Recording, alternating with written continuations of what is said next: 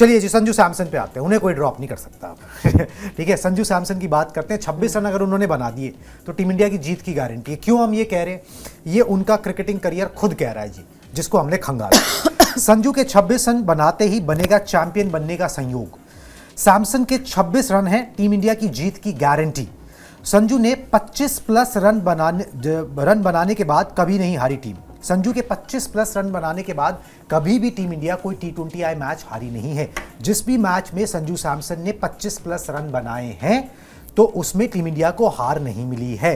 कुल 61 मैच उन्होंने खेले हैं, 16 मैचेस में उन्होंने 25 प्लस रन बनाए हैं। उन 16 के 16 मैचेस में इंडियन टीम को जीत मिली है। तो ये एक लकी फैक्टर बोल लीजिए। देखिए, अब जब आप ड्रेसिंग रूम बदल सकते हो, जब आप होटल बदल सकते हो उन चक्करों में, तो फिर इसको भी मानो कि यार अगर इसके 25 से ऊपर रन बन गए तो फिर हम वो मैच हारते नहीं है। तो ये एक अच्छा संयोग है और बड़ी अच्छी बात ये है कि वो बड़ी अच्छी फॉर्म में चल रहे हैं। 25 रन बनाना उनके लिए कोई बड़ी बात नहीं है, जिस तरीके से उन्होंने पिछले 2 मैचेस में परफॉर्म किया है।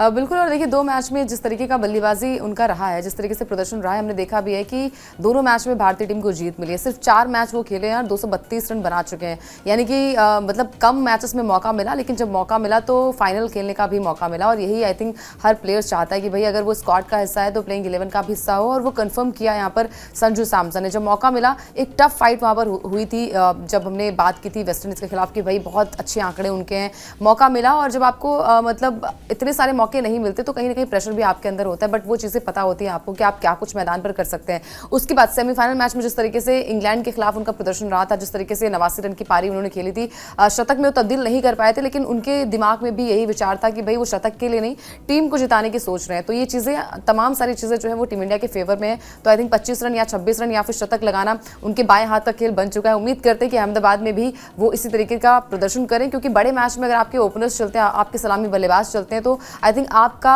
एज थोड़ा सा हाई होता है। जिस तरीके से न्यूजीलैंड की टीम ने पिछले मैच में किया था, उनके ओपनर्स ने ही मैच को जिताया था, तो वही चीज़ें भारतीय टीम के भी फेवर में है। ओपनर्स में चलना, आई थिंक आधा मैच आप कहीं ना कहीं जीत जाते हैं। अगर ऊपर से रन आते हैं तो निचले क्रम की बल्लेबाजी पर वो प्रेशर होता नहीं है। वो अगर 20 या 30 रन बनाते हैं तो आई थिंक 250 या उससे आंकड़ा जो है वो थोड़ा सा ऊपर हो सकता है। तो संजू एक की फैक्टर है टीम इंडिया के लिए, एक्स फैक्टर भी कहिए आप, और मैच विनर भी साबित हो सकते हैं। तो नजरें उन पर बहुत ज्यादा होने वाली हैं, क्योंकि एक खिलाड़ी यही चाहता है कि भाई इंडिया के लिए खेलना, मैच को जिताना। एक सुनहरा मौका है संजू के पास बाकी प्लेयर्स के साथ, लेकिन कौन मैच विनर हो सकता है, कौन इस मैच में जो है एक्स फैक्टर होगा, ये तो आने वाला वक्त बताएगा। लेकिन फिलहाल जो आंकड़े कहते हैं, जो हाल फिलहाल के प्रदर्शन करते हैं, वो संजू के फेवर में दिखाई दे रहे हैं। बिल्कुल जी, और एक अच्छी पारी और ये पूरा वर्ल्ड कप जो है ना वो उन्हीं के नाम हो जाएगा। बिल्कुल ठीक है कि भाई जो सर्टेन नहीं था 11 में शुरू करने के, उसने जब अंत किया तो ऐसा किया कि भाई आप उसके बिना वो वर्ल्ड कप जीत ही नहीं सकते थे। 2 अच्छी पारियां खेलनी है, एक अच्छी पारी अगर और आ गई ना तो संजू सैमसन का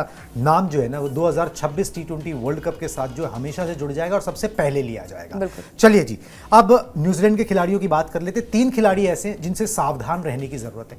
तीनों का नाम आपको दिखाता हूं और तीनों ने कितने रन बनाए वो आपको बताता हूं।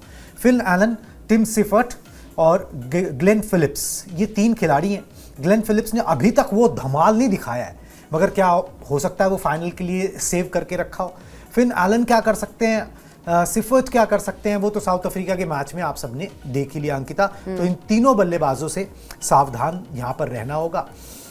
अगर पिच सपाट है तो मान के चलिए कि रन ये भी बनाएंगे, आपको इनसे ज़्यादा बनाने या फिर इतने बना देने जितने ये ना बना पाए।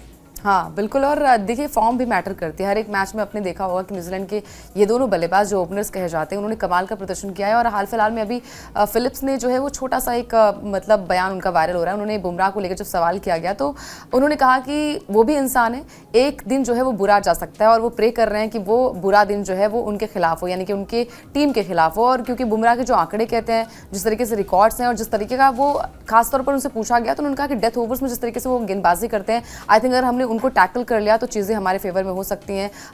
उम्मीद हम यही करते हैं कि जिस तरीके की रिकॉर्ड्स बुमराह के अभी तक हर एक मैचेस में गए हैं, जिस तरीके का प्रदर्शन उनका रहा है, और सेमीफाइनल में जीतने का सबसे बड़ा टर्निंग पॉइंट आई थिंक वो बुमराह का 18वां ओवर रहा है, जहां से मैच को बनाने का काम बुमराह ने किया। तो वो चीजें हमारे फेवर में है, बट वो प्रे यही कर रहे हैं कि बुमराह जो है उनके खिलाफ ना चलें। और ग्लेन फिलिप्स को कौन नहीं जानता, जिस तरीके की वो मतलब फील्डिंग करते हैं, जिस तरीके का कैचेस वो लेते हैं और जिस तरीके के वो खिलाड़ी हैं, तो सावधान तो हमें भी रहना पड़ेगा। क्योंकि अगर यहाँ से फिन एलन चल गए यहाँ पर स्टिफर्ड चल गए या फिर उनके जितने भी बल्लेबाज हैं, मिचेल सैंटनर भी बल्लेबाजी कर लेते हैं, तो सावधान हर किसी को रहना पड़ेगा। एक टफ फाइट है कि बेस्ट वर्सेस बेस्ट की लड़ाई में कौन चैंपियन बनेगा ये तो वक्त बताएगा, लेकिन फिलहाल मतलब जो कंडीशंस है, जो अभी कॉम्बिनेशन है, वो आई थिंक टीम इंडिया के फेवर में ज़्यादा दिखाई दे रहा है। बिल्कुल जी।